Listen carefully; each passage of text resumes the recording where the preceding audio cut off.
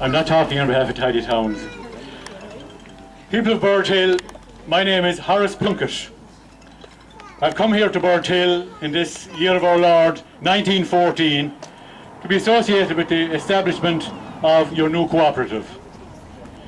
We've come a long way since I set up the co-op movement just 20 years ago this year. We now have over 1,000 cooperatives in Ireland, most of them based on creameries, all serving the communities in which they are situated. I have been urging farmers to form themselves into cooperatives, to process and sell their produce, and to buy jointly, in bulk, the things that they may require. Together is better. Together we can ensure a better life for ourselves and for future generations. And I see that our slogan, which is better farming, better business, better living, that's the slogan of the co-op movement, which has recently been adopted by the President of the USA, Mr. Theodore Roosevelt. Around us we see a troubled economy with social deprivation and impoverished people trying to free themselves from decades of famine and landlordism.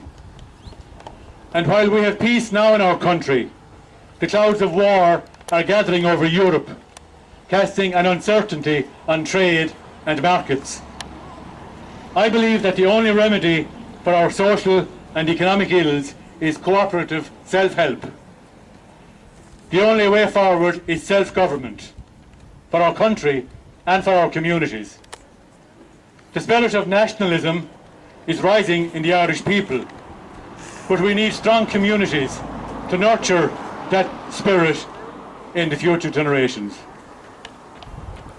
The welfare of our country depends on agriculture. Our farmers must continue to maximise land usage, produce high quality food, and lead the economic struggle in their own locality. Your new creamery will enable you to process and market your own milk, your cream and your own cheese to high standards. Remember the slogan, better farming, better business, better living. I want to commend the farmers of Birdhill for your initiative in organising yourselves, and I make special mention of Father Duggan and Father Humphreys, who both worked so hard to mobilise local support. I thank Mr. Coffey for providing the site for this creamery, and I thank all the local farmers who literally did all the donkey work to provide the building in front of you, and then contributed to be shareholders of your very own cooperative.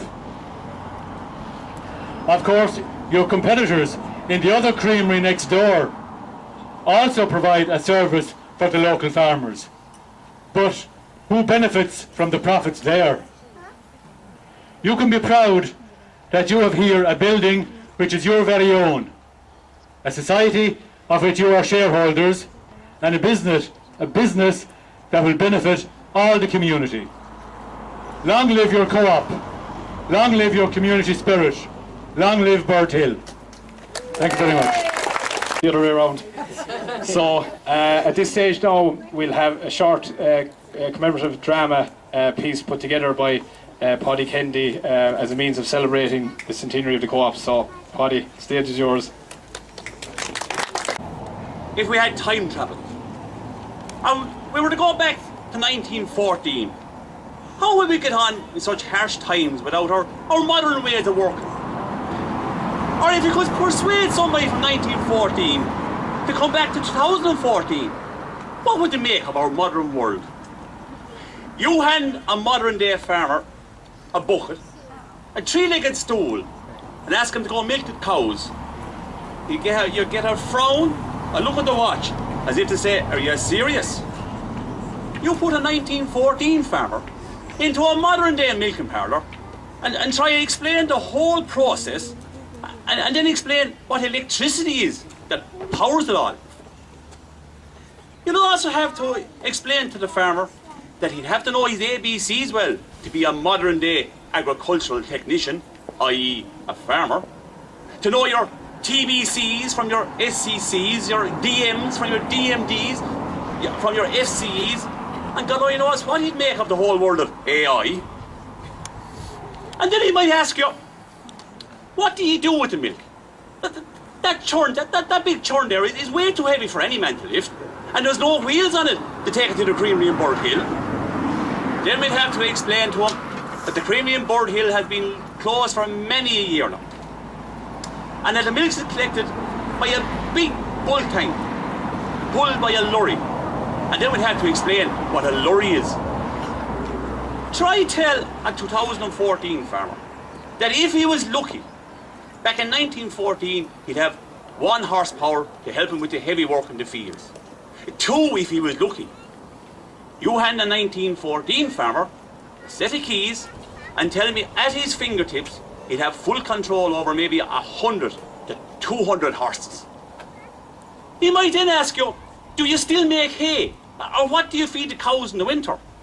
We'd say, we make hay all right, but only when the weather is very good.